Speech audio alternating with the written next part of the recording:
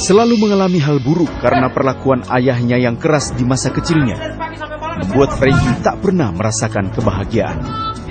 Karena berkalian dengan hubungan saya di rumah, tidak ada kasih yang saya dapatkan dari orang tua, saya melibatkan mencari kasih yang di luar dengan cara saya mulai terlibat dengan narkoba yang saya lakukan maupun free sex.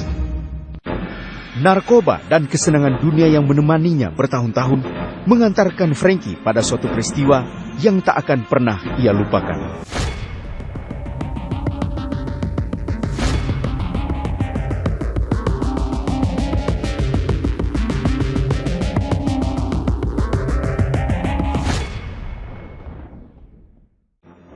Waktu kami minum minuman itu, teman saya, dia mengajak saya untuk menghadiri pesta ultahnya.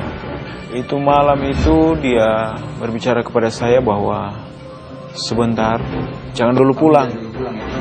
Nanti selesai pesta ultah ini, saya akan memperkenalkan kamu dengan orang bule. Banyak pertanyaan memenuhi pikiran Frankie. Siapa dan mengapa orang asing itu ingin bertemu dengannya?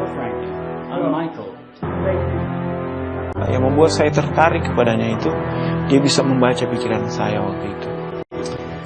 Frankie, you look down. You look sad. You're not doing well. Pikiran saya lagi kacau, lagi mempunyai banyak masalah. Itu yang membuat saya tertarik kepadanya. Bagaimana Anda tahu? I can see it. It's in your face. It's in your eyes. Waktu Michael menawarkan saya untuk mengikuti organisasinya, saya nanya waktu itu organisasi apa. Dia tidak langsung menjawab. Dia bilang kalau kamu ingin masuk dengan atau mengikuti saya atau mengikuti organisasi saya akan kasih kamu yang pertama fasilitas, yaitu kunci BEMI Sport, mobil BEMI Sport, yang kedua motor Harley, yang ketiga rumah mewah yang berada di Manado. Dan dia langsung menunjukkan kepada saya waktu itu. Dan saya waktu melihat hal tersebut, secara manusia saya kan waktu itu umur saya masih 19 tahun, ditawarkan dengan kemewahan, saya langsung tertarik. Ketertarikannya akan harta dan kemewahan mengalahkan segalanya. Bahkan ketika ia harus memenuhi beberapa persyaratan yang tak masuk di akal. Saya mengikuti programnya, di mana waktu itu setelah saya menyetujui untuk mengikutinya, tangan saya dipegang, terus disayat dengan pisau, ditampung darahnya, dan mengambil darah itu untuk dipakai untuk suatu tanda tangan kontrak kerja.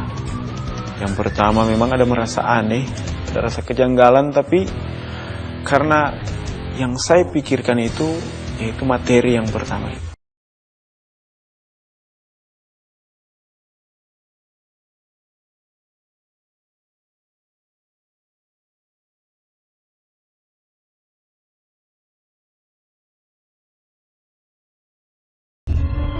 Frankie tak berpikir panjang lagi.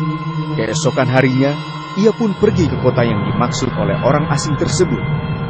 Namun rencana yang sebenarnya baru saja dimulai. Saya beranjak dari kota Bitung ke kota Manado. Sampai di kota Manado, di alamat yang sudah diberikan kepada saya masuk ke rumah itu.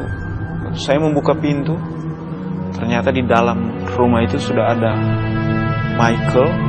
Saya temui tadi malam beberapa orang di dalam, dan salah satu orang bule itu datang kepada saya. Sebelum itu saya belum tahu siapa dia. Waktu dia ketemu dengan saya berhadapan muka, dia langsung memperkenalkan bahwa saya Lucifer, saya adalah malaikat terbuang dari surga. Selamat bergabung dengan The Church of Satan. Saya terkejut. Saya mau mundur, saya ada kepikiran untuk mau lari waktu itu. Jika kamu mundur, kaget, dia mengetahui pikiran saya. Dia bilang kalau kamu mau mundur sekarang juga saya akan bunuh. Kalau kamu mundur, kamu akan mati. Tapi kalau kamu mau maju dan ikut bersama-sama dengan saya, apapun yang kamu minta saya akan berikan. Kamu bisa menikmati semua fasilitas ini. Karena pikiran saya lagi labil, daripada saya mau mati konyol, saya menyetujuinya saja. Frankie tak punya pilihan lain, kecuali dia harus meneruskan apa yang telah ia mulai. Ia dibawa oleh si iblis ke suatu negara, di mana ia harus mengikuti ritual-ritual untuk pelantikan sebagai anak ke-103. Hingga kejutan-kejutan lain terus menyusul. Pertama kali saya mengikuti ritual, saya sudah digabungkan dengan roh setan. Waktu saya diperlengkapi dengan kuasa roh jahat, saya merasa dalam tubuh saya seperti ada aliran listrik yang mengalir. Dan saat itu juga saya bisa mendemonstrasikan bahwasanya waktu itu ada lilin di samping kiri, samping kanan saya bisa nyalakan. Walaupun tanpa memakai korek api, lilin itu bisa menyala. Dan saat itu juga saya bisa langsung melihat dunia alam roh.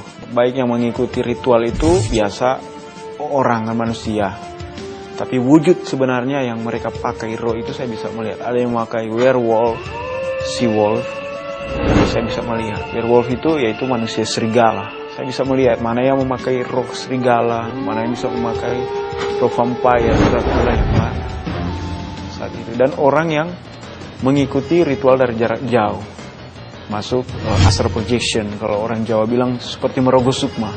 Jadi ada juga di situ yang hadir. Setelah melalui banyak ritual, Frankie pun segera dipulangkan ke Indonesia untuk mengemban tugas-tugas yang sudah diberikan oleh si iblis. Saya dikembalikan ke Manado lagi. Itu diserahkan tugas perdana, yaitu untuk mengacau balaukan gereja Tuhan, untuk mengacau balaukan umat Tuhan, baik mulai dari gembalanya sampai kepada jemaat-jemaat. Itu sasaran dari Lucifer. Karena dianggap berprestasi, organisasi setan ini pun memutuskan agar Frankie mengikuti ujian selanjutnya untuk mendapatkan kedudukan yang lebih tinggi lagi. Namun kali ini, Frankie harus berjuang dengan mempertaruhkan nyawanya. Waktu itu dari organisasi melihat bahwa ada peluang baik untuk menggantikan posisi anak kedua. Waktu itu memang ada. Jadi memang ada proses yang dimana saya harus masuk di dalam ruangan itu, dimana kita harus saling membunuh istilahnya. Itu saya lakukan dengan 99 orang, termasuk saya 100. Jadi itu ada sistem duelnya, dimana masing-masing harus mempertahankan hidup masing-masing.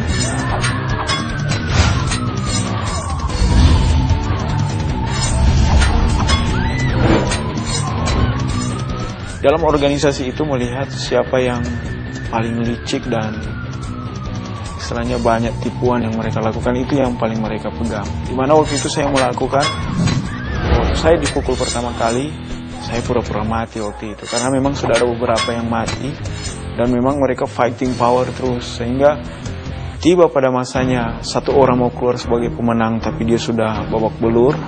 Yang terakhir itu yang saya bunuh. Pikiran saya waktu itu mempertahankan hidup saya. Jangan sampai saya mati. Saya harus keluar dari ruangan itu dengan membunuh dia. Kalau tidak saya membunuh dia, berarti saya juga yang harus dibunuh. Itu memang dia sudah sangat kecapean. Dia mau keluar dari pintu ruangan. Saya mengambil pisau yang sudah ada tersedia di situ. Saya langsung memegang kepalanya, saya gorok akhirnya.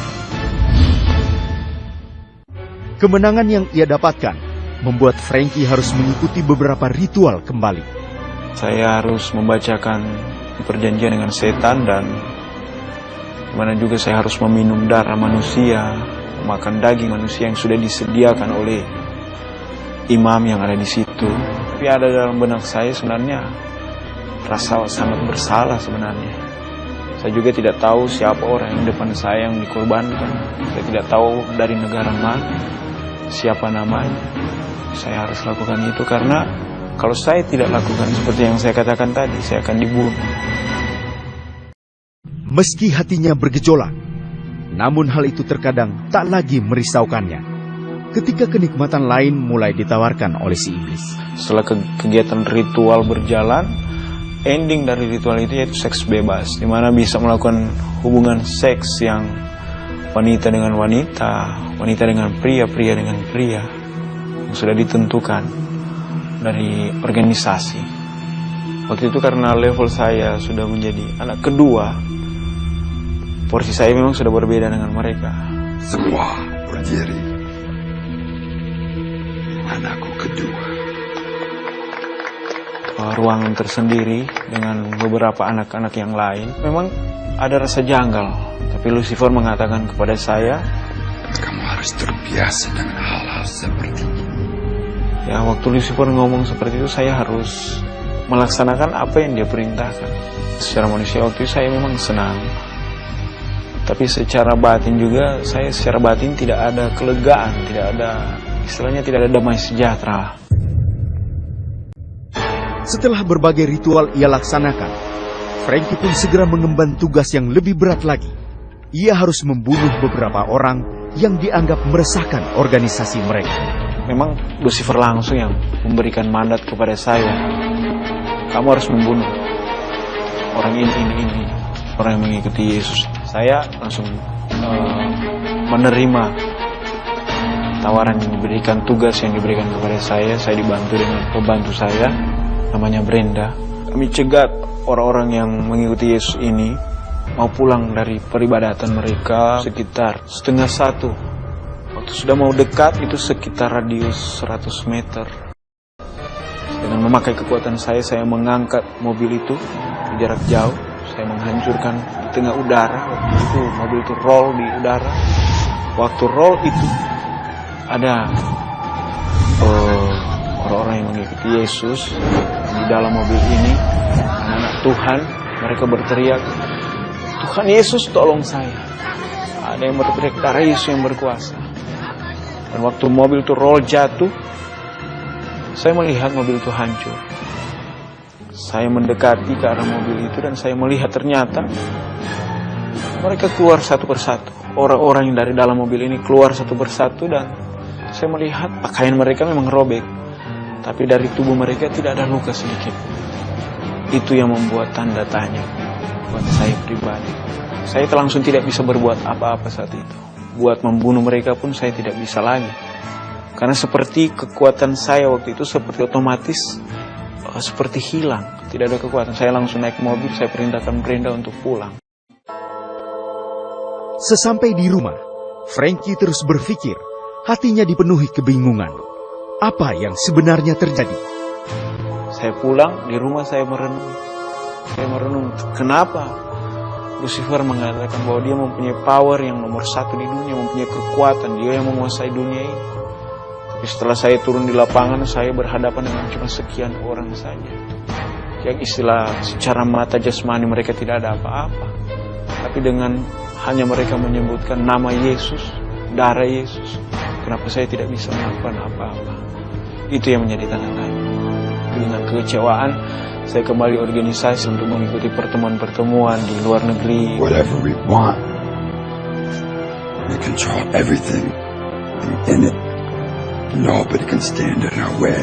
Waktu meeting, Lucifer mengatakan bahwa kita akan memimpin bersama-sama. This world will be immediately destroyed. Kita akan bersama-sama memimpin di neraka. Jadi waktu dibilang neraka, saya tahu neraka ini tujuannya kemana.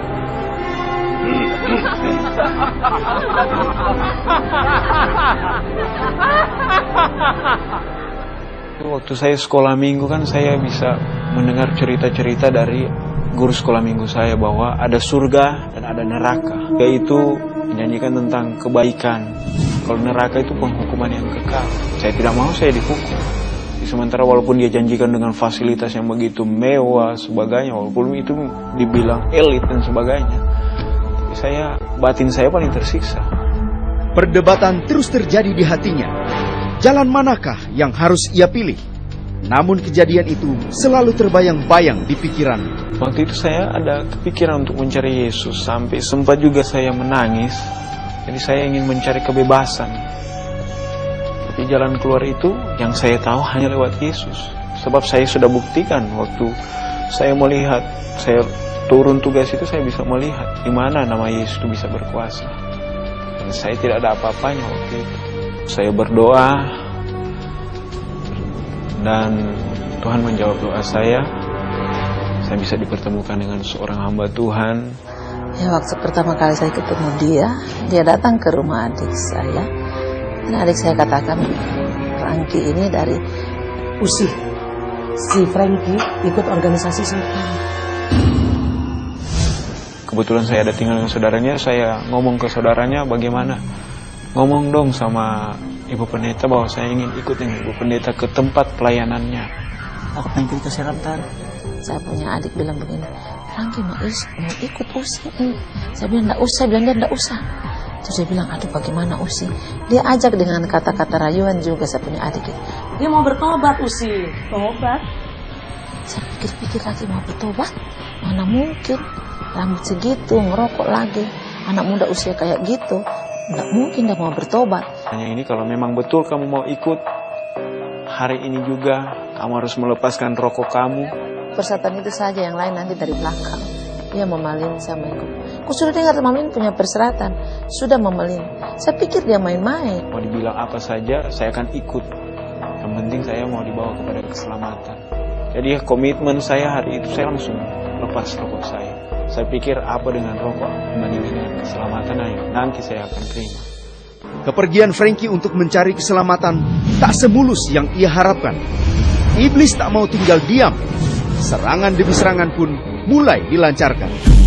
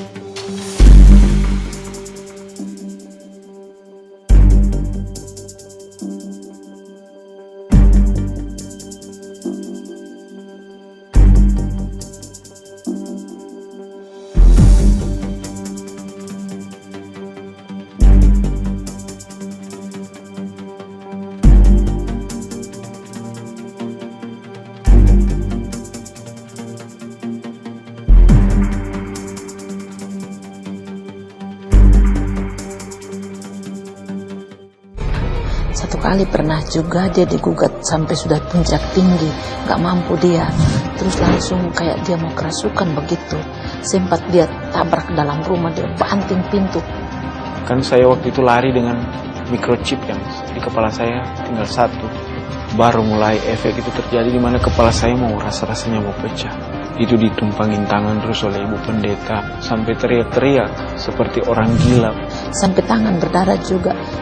Tapi kalau saya rangkul itu memang cepat sekali dia diam. Dan saya bilang tenang, doa. Pikiran saya dan hati saya menyerahkan betul-betul kepada Tuhan Yesus supaya saya memang dilepaskan. Artinya saya ingin ada kebebasan dalam diri saya. Dia langsung keluar air mata gitu. Saya berdoa dengan dia tenang lagi. Berbulan-bulan Frankie harus merasakan siksaan yang berat dari iblis. Hingga nyawanya kembali dipertaruhkan. Waktu itu Lucifer datang juga untuk dia tarik saya dari tempatnya.